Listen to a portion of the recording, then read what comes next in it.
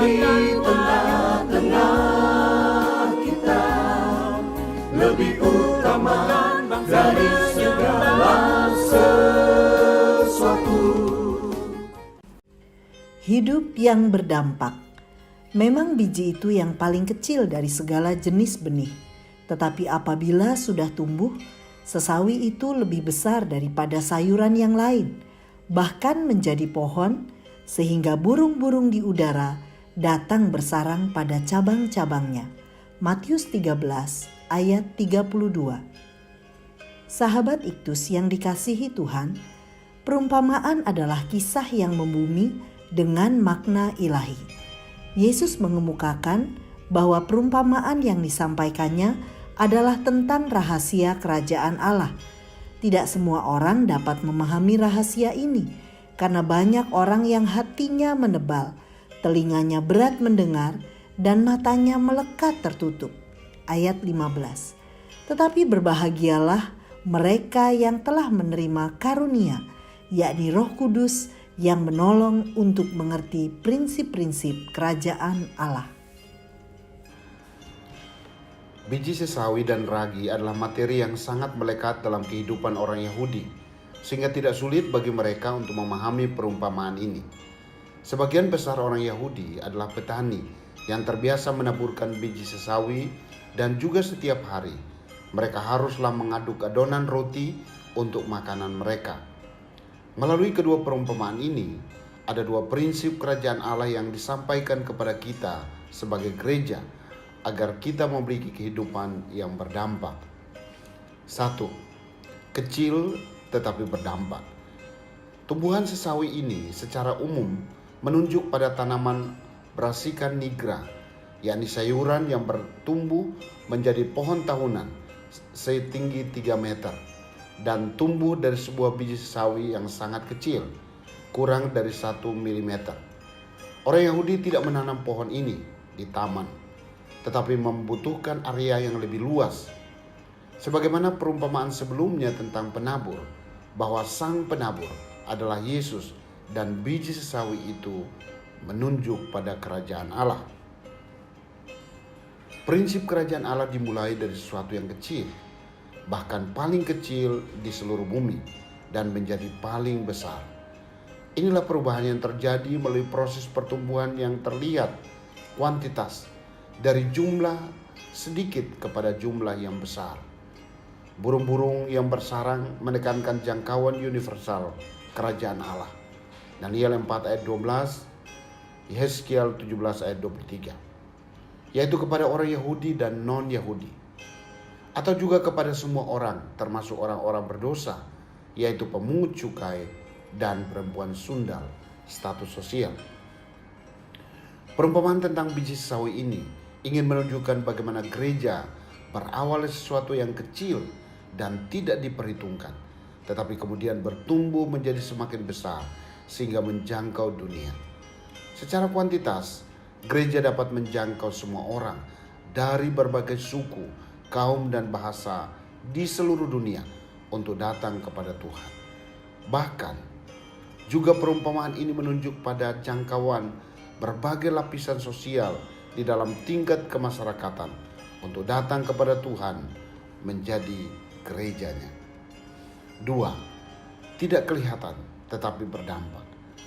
Ragi adalah bahan adonan yang dicampurkan ke dalam tepung terigu, sehingga adonan dapat mengembang dan menjadi roti yang dapat dinikmat. Setelah dipanggang, proses fermentasi akan terjadi ketika sedikit ragi dicampurkan ke dalam adonan roti. Lukas menunjukkan jumlah tepung yang cukup besar, yakni 3 sukat, yaitu sekitar 25 kg tepung. Itu berarti perempuan dalam perumpamaan itu bermaksud untuk mempersiapkan roti dalam jumlah besar, kemungkinan untuk pesta. Beberapa poin penting pada bagian ini adalah ragi itu sedikit jumlahnya, tetapi dapat memberi pengaruh yang besar. Pengaruh besar dimungkinkan melalui sebuah proses dan hasilnya dapat dinikmati oleh banyak orang. Tema pokok dari perumpamaan itu adalah sekali lagi dimasukkan ke dalam tepung, maka ia akan meresap ke dalam seluruh adonan sampai semua partikel terpengaruh. Cara kerja ragi tidak terlihat, tetapi pengaruhnya dapat terlihat dan dirasakan.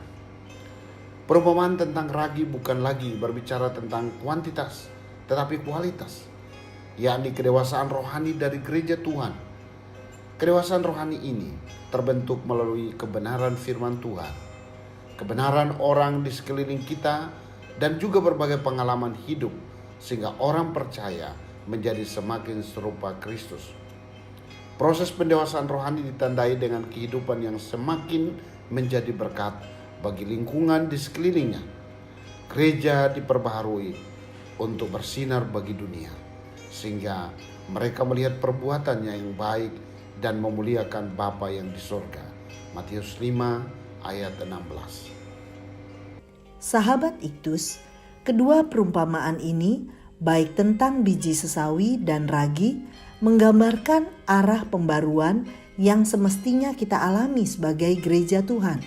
Secara kuantitas, kita menjangkau berbagai suku bangsa dan lapisan masyarakat di seluruh dunia dengan mewartakan kabar keselamatan.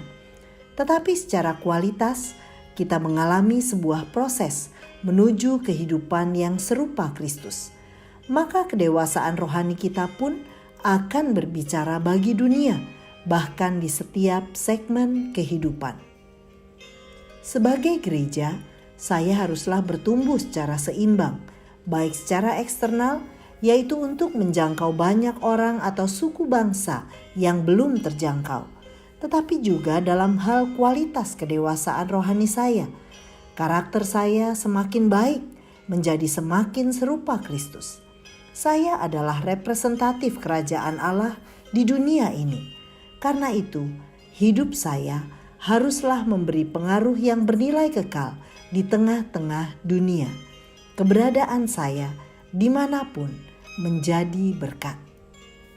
Sahabat Iktus yang dikasihi Tuhan, apakah saya memiliki kerinduan untuk menjangkau jiwa-jiwa bagi Kristus?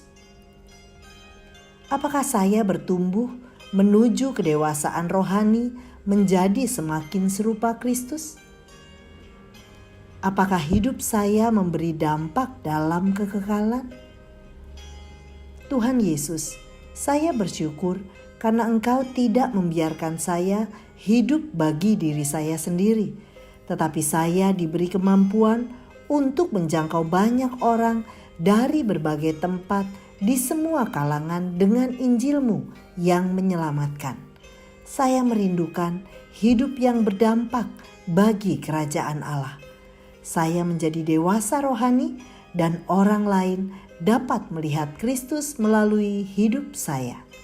Amin. Prinsip kerajaan Allah selalu dimulai dari yang paling kecil dan menjadi yang paling besar.